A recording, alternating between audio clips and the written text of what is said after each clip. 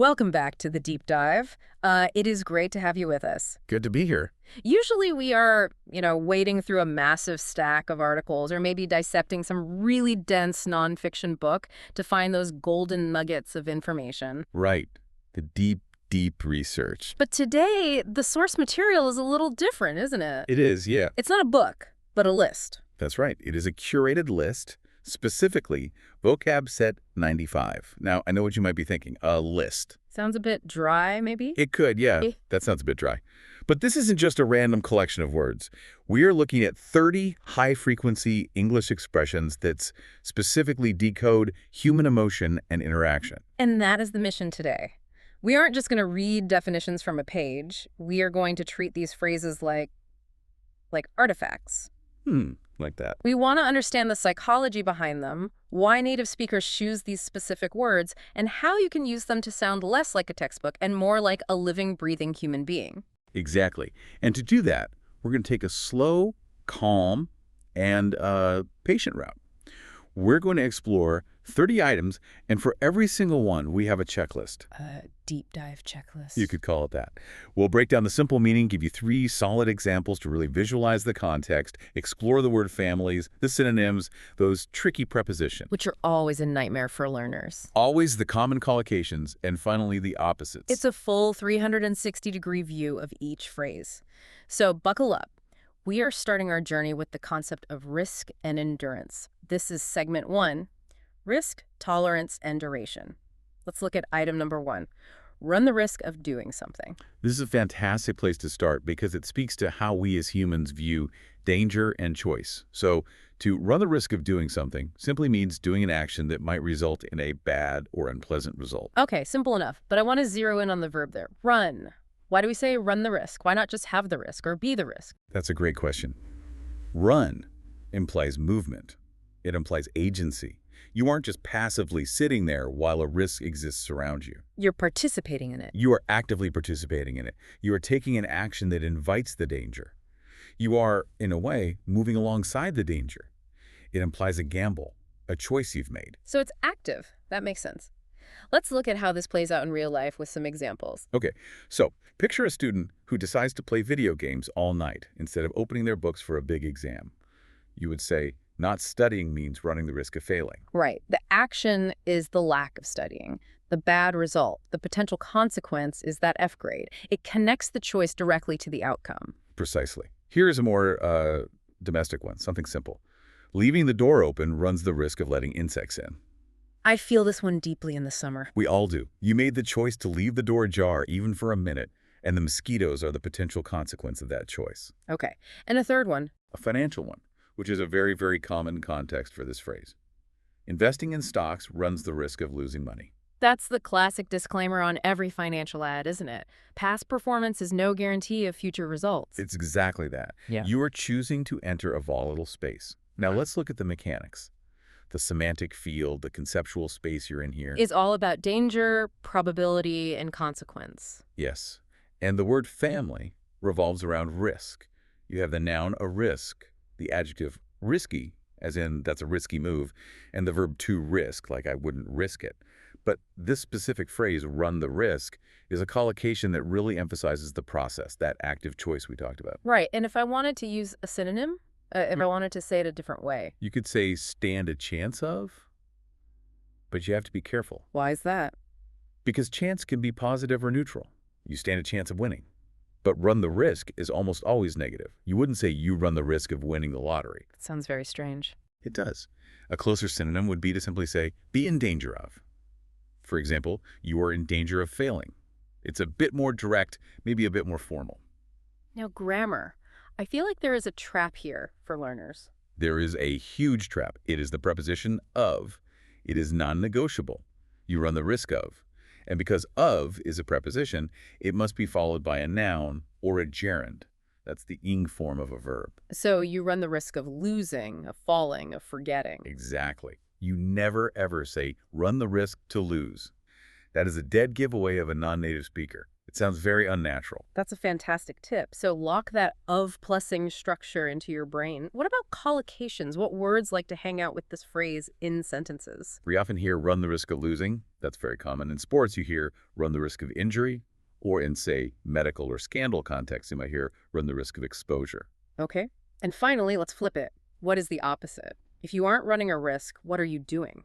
You are playing it safe, or you are guaranteeing safety. I love the contrast in verbs. If you run a risk, you are moving, you're dynamic.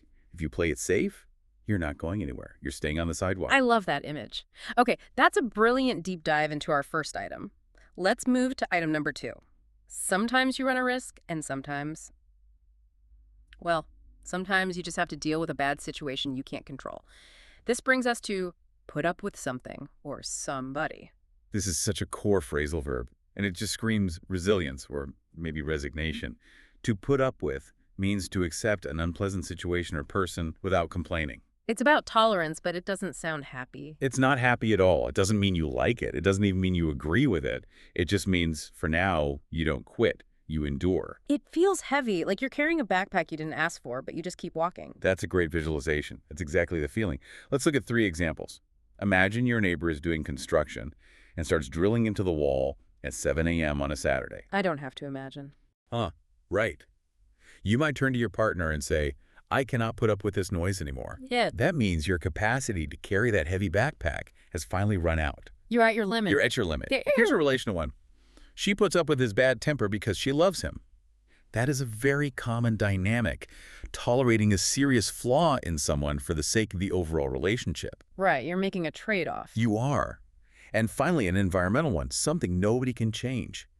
We have to put up with the cold weather in winter. You can't change the weather, you just have to endure it. So the semantic field here is endurance, patience, and tolerance. It's a very stoic kind of phrase. It is, and it's a transitive phrasal verb, which is a key grammatical point. It always needs an object. You can't just say, I put up. That doesn't mean anything. No, you have to put up with something or someone. I put up with the noise, I put up with him. Okay. Now, if I were writing a formal letter of complaint to a landlord, I probably wouldn't say, I refuse to put up with this leaking pipe. Yeah. Feels too informal. You're absolutely right. Put up with is conversational. In a formal context, you would use its more buttoned-up synonyms like tolerate, bear, or endure. I can no longer tolerate the situation. Right, that sounds much more official. You might also hear stand for, as in, I won't stand for this insolence, which is even more forceful. And the prepositions are baked right in, up and with. Correct. You can't separate them. And common collocations usually involve annoying things. You put up with behavior, you put up with pain, you put up with nonsense, or you put up with a mess. All negative things. And the opposite, what's the alternative to putting up with something? To reject, refuse to accept, or maybe most simply, to complain about. The moment you start complaining, you are no longer putting up with it silently. You are fighting back. You're taking that heavy backpack off. Yes, and maybe throwing it at the source of the problem. Okay. Now, item number 3 is a bit of a shapeshifter. The phrase is go on.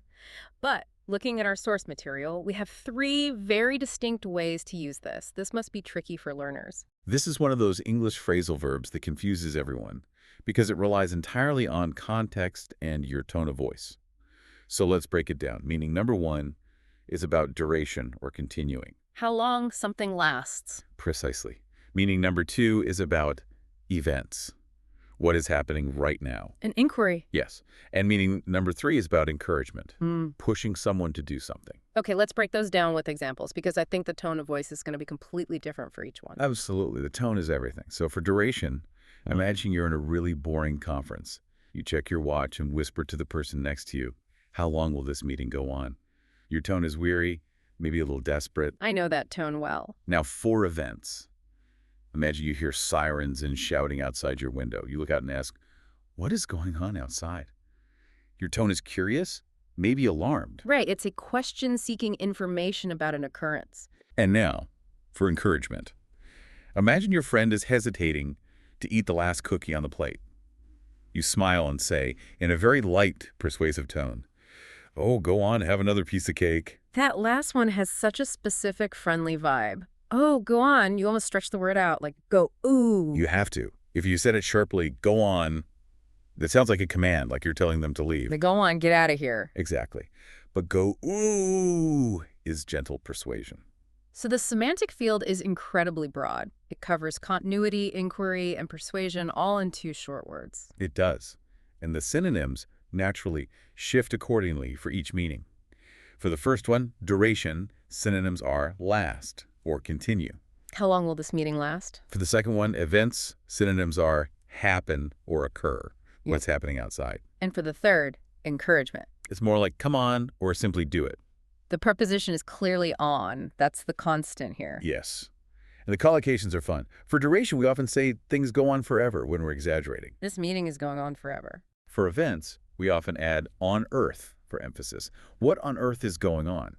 It adds a layer of shock or confusion. And for encouragement, it's often linked to treating oneself, like go on holiday. And what about the opposites for each of these 3 meanings? They must all be different. They are. For duration, the opposite is simply to stop or finish. For an event, the opposite is nothing is happening. And for encouragement, the opposite is a negative command. Don't do it or stop. Fascinating how much work 2 little words can do. Right. All right, let's shift gears. We are moving into segment 2. We are leaving the world of risk and entering the body. This segment is all about the physical manifestations of nerves and readiness. I love these ones because they're so relatable. Item number 4 is one of the most famous idioms in English. Get or have butterflies in your stomach. It's such a vivid, almost beautiful image for what is essentially an uncomfortable physical sensation. It describes that fluttery, nervous feeling in your gut. It's anxiety, basically. It's anxiety, but it can also be excitement. It means to feel very nervous, usually before doing something important. A test, a speech, a first date. It's basically the body's fight or flight response kicking in, isn't it? The adrenaline. But we make it sound pretty by calling them butterflies instead of, I don't know, churning acid. It's biological anxiety wrapped in poetry. That's a perfect description. Let's look at some examples. I always get butterflies in my stomach before a speech. I think every public speaker can relate to that feeling. Absolutely, every single time. Here's another common context. Seeing him gave her butterflies in her stomach. This puts a romantic spin on it. That nervous excitement of attraction. So it's not always negative, it can be a good sign. Exactly. And a third example. The butterflies in my stomach went away once I started singing. This highlights a key aspect of this phrase. It is usually anticipatory. It's the feeling before you do the thing.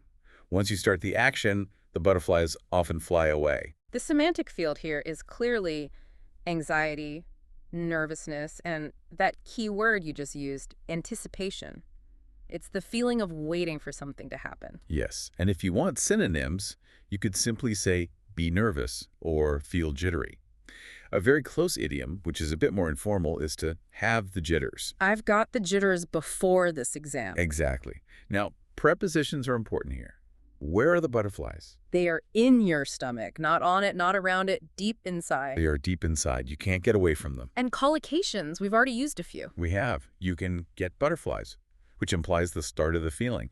You can have butterflies, which describes the state, or someone or something can give you butterflies. Right. That roller coaster gave me butterflies. And what if you are the type of person who never gets nervous? What's the opposite? The simple opposite is to be calm or be composed.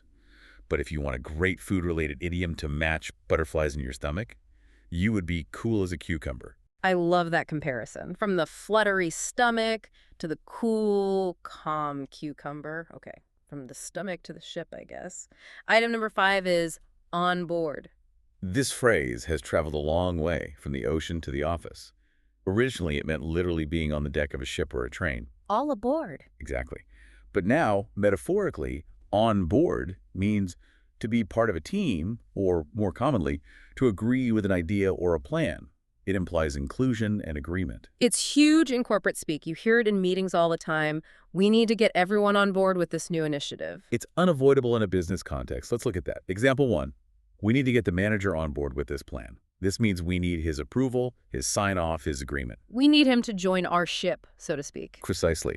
Example 2 is more about joining a team. Welcome on board the new project team. Here, it means welcome to the group. It's a greeting. And a third example. A check for consensus. Is everyone on board with the changes? The speaker is asking, do we all agree? Are we all moving in the same direction? The semantic field is therefore agreement, inclusion, and teamwork. Yes. And for synonyms, you could use in agreement, involved, or supporting. And the preposition is simple. It's on. It's on. And the collocations tell a little story of joining. You get someone on board, which is the act of persuading them. You might jump on board if you're really enthusiastic. Or you greet someone with welcome on board. And if you stay on the dock, if you refuse to get on the ship. Then you are the opposite. You are opposed to the idea, you are against it, or you have opted out. You've decided not to take this particular voyage. I like the ship metaphor. It really holds up. Okay, item number 6 captures a very specific moment in time. Be about to do something. This phrase is all about the immediate future. It's about imminence. It doesn't mean you will do it tomorrow or next week. It means you are going to do it in the next few seconds or minutes. It adds a real sense of urgency or impending action. It's the breath before the plunge. That's a beautiful way to put it. It really is. For example, I was about to call you when the phone rang. This implies I had the phone in my hand, my thumb was over your contact name, ready to dial. The action was milliseconds away from happening. Exactly. Or in a cinema. The movie is about to start, so sit down. This means the lights are dimming right now, the trailers are over. It's happening. It's happening now. Yeah. And a final one. We are about to leave the house.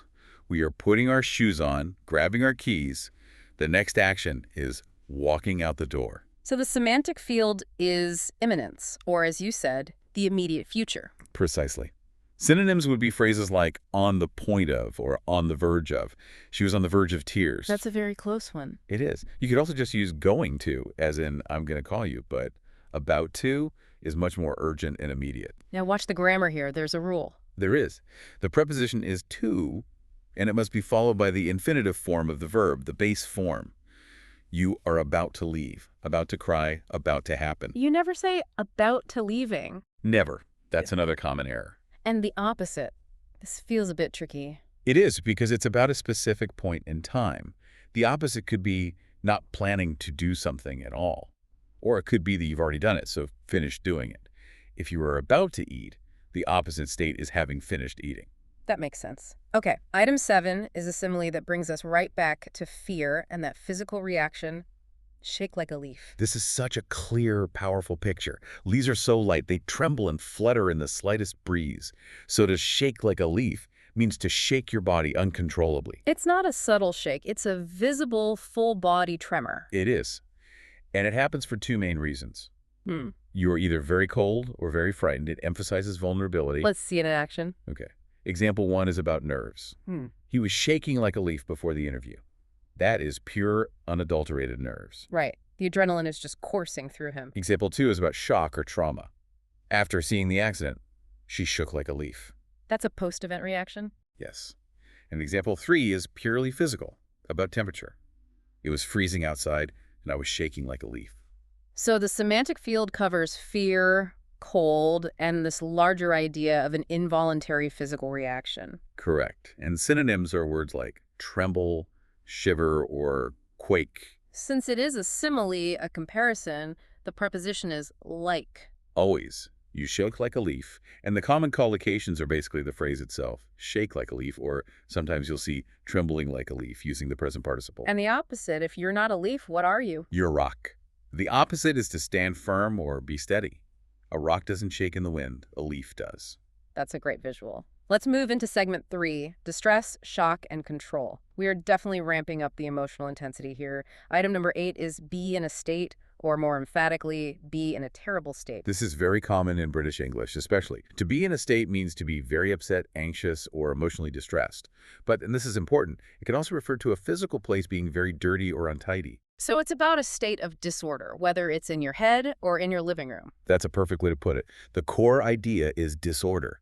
Let's look at the emotional side first. Example 1. She was in a terrible state after hearing the bad news. This means she was crying, perhaps unable to speak clearly, a state of emotional disorder. Utterly distraught. Exactly. Now for the physical meaning, example 2. The house was in a state after the party.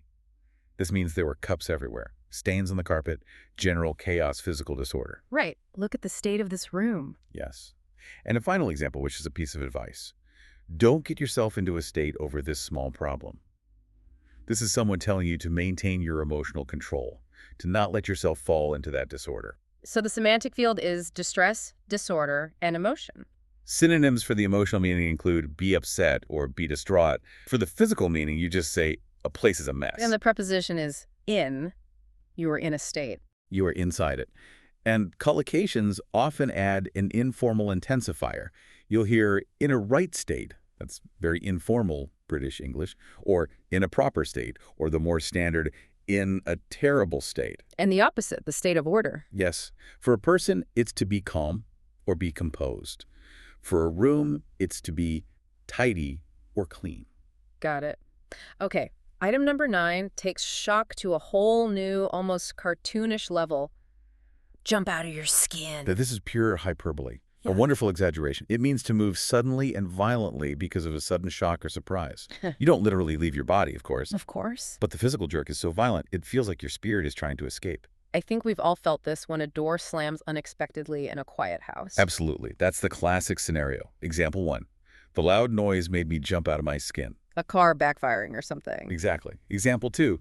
I nearly jumped out of my skin when you touched my shoulder. This is about being surprised by someone's presence. Right, you didn't hear them coming. And example 3 is a warning. Don't sneak up on me, I'll jump out of my skin. So the semantic field is surprise, shock, and fear. Yes. Synonyms would be startled, be shocked, or the physical verb flinch.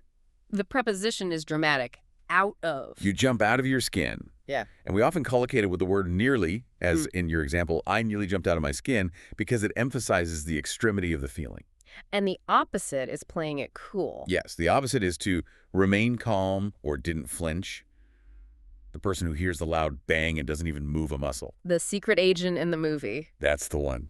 All right, item 10 touches on something we all struggle with, a lack of willpower. The phrase is, can't help doing something. This phrase expresses compulsion. It means you are unable to stop yourself from doing something. Your rational brain might be saying stop, but your body or your emotions are saying go. It's the I couldn't resist feeling. It's an admission of a lack of control. It is. It's often used as an excuse, in a way. Example 1.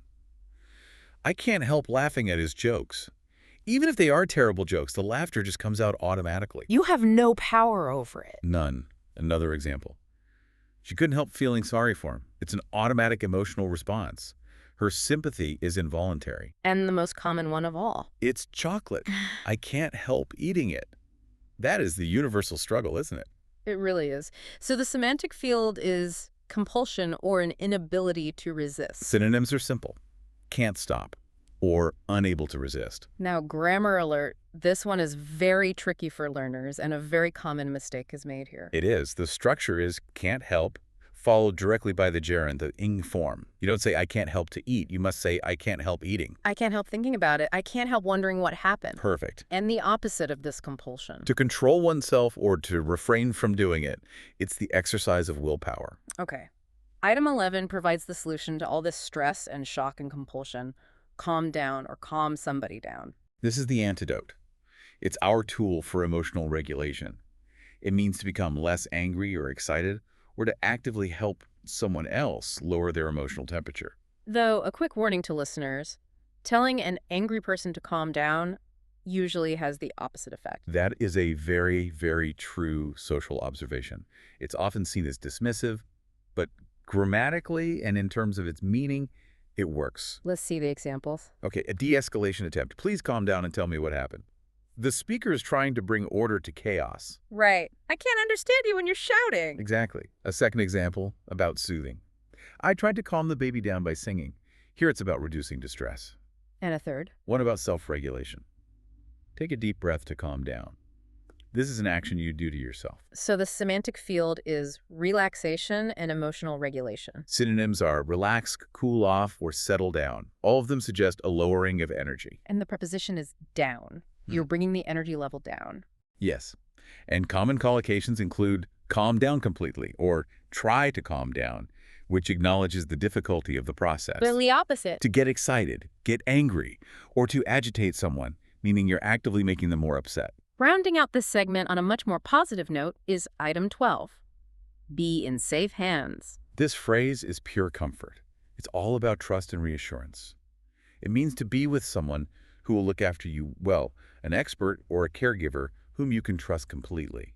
It's about surrendering control to someone competent. It's what you want to hear from your surgeon before an operation or when you hand your car keys to a mechanic. Exactly. The stakes are high. Example 1 is that exact medical scenario. Don't worry about the surgery. You are in safe hands with Dr. Smith. It's meant to reduce anxiety. Absolutely. A financial example. Your money is in safe hands with this bank. It's a promise of security. And a more personal one. While you're away on holiday, the dog will be in safe hands with the pet sitter. Reassurance that something you love will be cared for. So the semantic field is trust, safety, and protection. Synonyms would be phrases like be well looked after, or simply be secure. And the preposition is in. You are in their safe hands. Collocations often add an intensifier, like in very safe hands, or talk about the act of transfer, leave something in safe hands. And the opposite is? Well, it's scary. The opposite is the source of all our anxiety. To be in danger, at risk, or my personal favorite, in incompetent hands. That's the real nightmare scenario. Yeah. Okay, we are moving into the brain now. Segment 4 is all about the mind and memory. Our first item here, number 13, is crossed my mind. I love this one because it refers to the sheer speed of thought. When an idea crosses your mind, it means you think about something for a very, very short time. Imagine a bird flying quickly across a window. You see it for just a second, and then it's gone. That's the thought. It's fleeting. It's not an obsession or a deep thought. It's a flicker. A flicker is the perfect word for it. Let's look at an example, often used in the negative. It never crossed my mind that he might be lying. This means the possibility never even appeared in my brain for a second. I had total trust. I was completely oblivious to the idea. Exactly. A more positive example. The idea of moving to Spain crossed my mind yesterday. It wasn't a serious plan, just a brief, pleasant daydream. A little mental vacation. Right. And in a question, has it ever crossed your mind to quit your job? The person is asking if that fleeting thought has ever, even for a moment, appeared. So the semantic field is thinking, idea, and brief thought. And synonyms are phrases like it occurred to me or it came into my head. They all suggest a thought arriving unannounced. And grammar. How does this work in a sentence? The thought itself is usually the subject. The idea crossed my mind. The possibility never crossed my mind. And collocations. So far, the most common usage is in the negative. It never crossed my mind. That's a very frequent collocation. And the opposite is when the thought doesn't just cross the mind, it moves in and starts redecorating. Yes. The opposite is to have dwelled on it, to have planned it out, or on the other side of the spectrum, to have never thought of it at all. Okay, item 14 sounds similar, but feels very, very different on your mind. The prepositions tell the whole story. Crossed is movement, it's transient. On is static, it's sitting there. To have something on your mind means you are worrying about it or thinking about it a lot. It implies weight. It's a burden. The thought isn't a bird flying by, it's a rock sitting on your head. That's it, it's a burden. So we use it in questions like this. You look quiet, is something on your mind? We ask this when someone looks distracted or sad, preoccupied. It's an invitation to share the burden. It is. Another example. I have a lot on my mind regarding the wedding. This is a direct statement of stress and preoccupation. All the details, the planning. Yes. And a third example. The exam has been on my mind all week. The thought is persistent. It won't go away. So the semantic field is worry, preoccupation, and persistent thinking. Synonyms are worried about, thinking about, or preoccupied with. Preposition is on.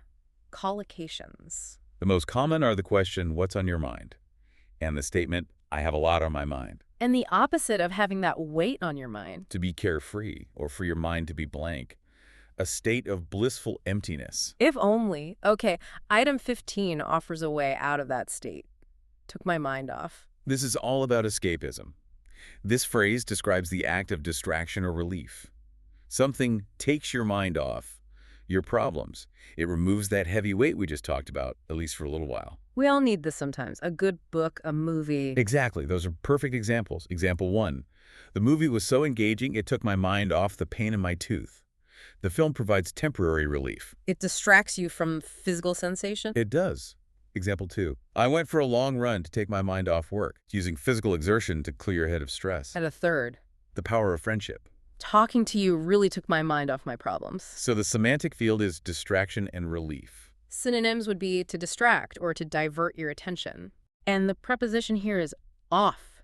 You are literally taking the weight off your mind. That's the image.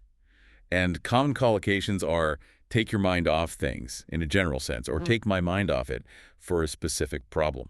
And the opposite would be to do the thing you're trying to avoid. Yes, to focus on the problem, to dwell on it, or when something has the opposite effect, it can remind you of it. Okay, let's leave the heavy thoughts behind and get happy. Segment 5, extreme happiness and excitement. Item 16 is a wonderful idiom. Having the time of your life. This is just a classic. It means enjoying yourself very, very much, having a truly wonderful, memorable experience.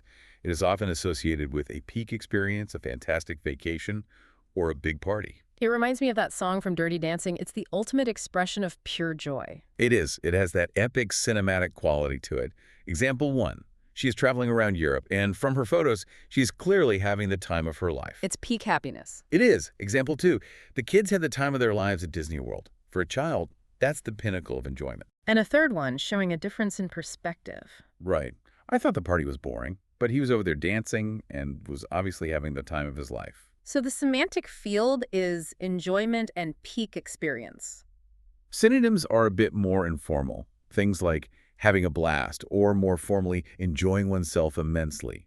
But time of your life is more powerful than both of those. The preposition is of the time of your life. Yes, and the opposite is pretty straightforward. Having a terrible time, or just being miserable. Exactly. Okay, item 17 is a cluster of expressions, and they feel very British to me.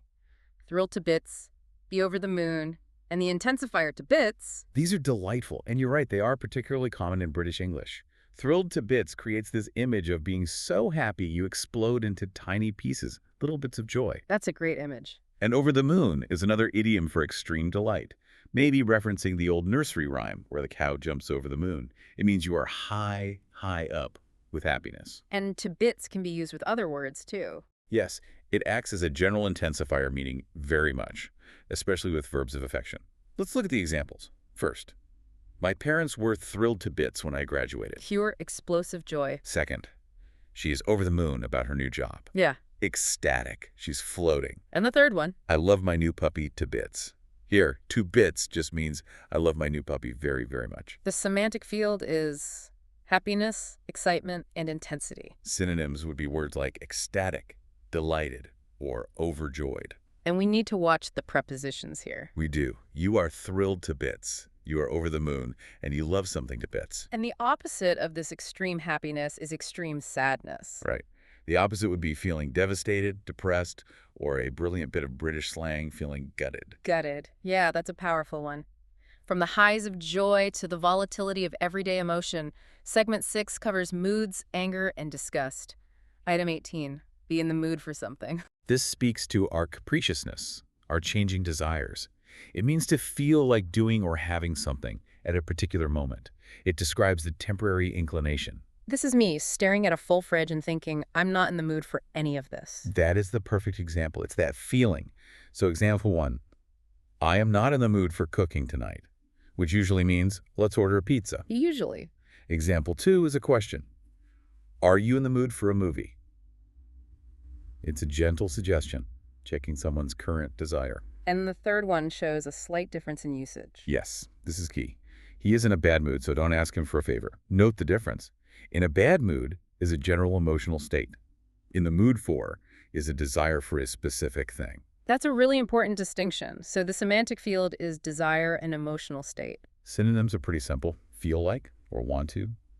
Do you feel like a movie? And the prepositions are in and for. The collocations are the ones we've used. Either good mood, in a bad mood, or not in the mood. The opposite. To not feel like it, or to be disinclined. Okay, item 19 shows what happens when emotions hit the skin. Go red, or go red in the face. This describes the physiological reaction of blood rushing to the capillaries in your face. It's an involuntary response. And it happens for two main reasons: shame or rage. It's the body betraying your inner state. You can't hide it. It is. You're wearing your emotions. Example 1 is about embarrassment. He went red when he realized his embarrassing mistake. Like calling someone by the wrong name. Exactly. Example 2 is about fury. She went red in the face with anger when he insulted her. And the third one is a bit different. A bit, yes. Mentioning his crush always made him go red. That's shyness, or a kind of shy affection. So the semantic field is physical reaction, embarrassment, and anger. And the synonyms are quite specific. We say you blush for shyness or embarrassment. We say you flush for anger or heat Preposition is in, as in red in the face. Correct. And collocations often describe the intensity. You can go bright red, or my favorite, go beetroot red. That is very red. What's the opposite physical reaction? The opposite is to go pale, or go white, which usually signifies fear or shock, where the blood drains from your face. Fascinating. Item 20. Lose your temper with somebody, or its counterpart. Control your temper. Think of temper as a volatile chemical in a container. To lose your temper means the container explodes. Yeah. You become suddenly and often loudly angry. To control your temper means you work hard to keep the lid on. It's all about hitting that explosion point. It is. Example 1, I'm sorry I lost my temper with a rude waiter. This is an apology for shouting. And some advice. You need to learn to control your temper. It's not healthy. That's about managing the emotion. And a third, he lost his temper and shouted at everyone in the room. The full explosion. So the semantic field is anger and control. Yes. Synonyms for losing it are get angry, or the more idiomatic, fly off the handle. For controlling it, the main synonym is keep cool. Preposition is with. You lose your temper with a person. And collocations are the verb phrases themselves. Lose your temper, keep your temper, or hold your temper. And the opposites are contained within the phrase itself. Exactly. Keep your cool is the opposite of losing it. And being volatile is the opposite of being able to control it. Okay, our last one in this section, item 21, is strong stuff. Makes you sick. This is rarely about actual physical vomiting. This expression means to feel very angry or disgusted by something, usually on a moral level. It's a strong judgment. Moral revulsion. That's a perfect term for it. Yes. Example 1, the news report on cruelty to animals makes me sick. It's a visceral reaction to injustice. It is. Example 2, it makes me sick to see how much food is wasted in this restaurant. A reaction to wastefulness. And a personal one. His arrogance and the way he treats people makes me sick. A judgment of character. The semantic field is disgust, anger, and judgment. Synonyms are strong words. Disgusts, revolts, repulses. There's no specific preposition, but it's a strong, visceral reaction. And a common collocation is to intensify it. It makes me sick to my stomach. And the opposite. Something that delights you or pleases you. Something that warms your heart, not turns your stomach. Right. Okay. Segment 7 takes us into the dull ache of boredom, anxiety, and fear. Item 22 gives us 2 great hyperboles for being bored. Be bored to tears or bored stiff. These are just fantastic exaggerations for extreme boredom. Bored to tears implies the boredom is so profound and painful that it could actually make you cry. And bored stiff. That uses the imagery of a corpse, of rigor mortis. You are so bored you cannot move. You are stiff like a board. That is incredibly vivid. It is. Let's see them used. Example 1. The lecture on tax law was so long and monotonous, I was bored to tears. I can imagine. Example 2. The children were bored stiff on the long car drive with no games to play. A classic parent's nightmare. And example 3. I am bored to tears with this TV show. It's the same plot every week. The semantic field is simply extreme boredom. And synonyms are other similar exaggerations, like bored out of my mind or the more formal noun, tedium. The preposition for the first one is to. Bored to tears. And the collocations are the phrases themselves. Bored stiff, bored to tears, or another common one, bored to death. And the opposite of being bored stiff. To be completely engaged, to be fascinated, entertained, or engrossed. Okay, item 23, feel on edge. Imagine standing on the very edge of a high cliff. You can't relax. Your muscles are tight. You're hyper-aware of everything. To feel on edge means to feel nervous, tense, or jumpy. It's a constant state of low-level alert. You feel like something bad is about to happen. That's it exactly. It's a feeling of unease. Example 1. I have been feeling on edge all day waiting for the doctor's results. The anxiety of the unknown. Precisely. Example 2, a physical cause. Too much coffee always makes me feel on edge. The caffeine jitters. In there. And a third example. The stormy weather and the sound of the wind made all the animals feel on edge. So the semantic field is anxiety and tension. Synonyms are words like tense, anxious, or jumpy. The preposition is on. You're on that metaphorical edge. And collocations describe the degree, I'm a bit on edge today, or he's completely on edge. And the opposite. To be relaxed or at ease. To be standing in the middle of a peaceful field, not on the edge of a cliff. A much better place to be. Okay, item 24 is an iconic idiom. Get cold feet. It is iconic, and it has a very specific meaning. It means to suddenly become too frightened, to do something you had planned to do, especially a big commitment. We almost exclusively use this for things like weddings, buying a house, or starting a new, daunting job. The physiological idea is that in a fight or flight response, blood leaves your extremities, like your feet, to go to your major muscles, right? So your feet would feel cold. That's the theory.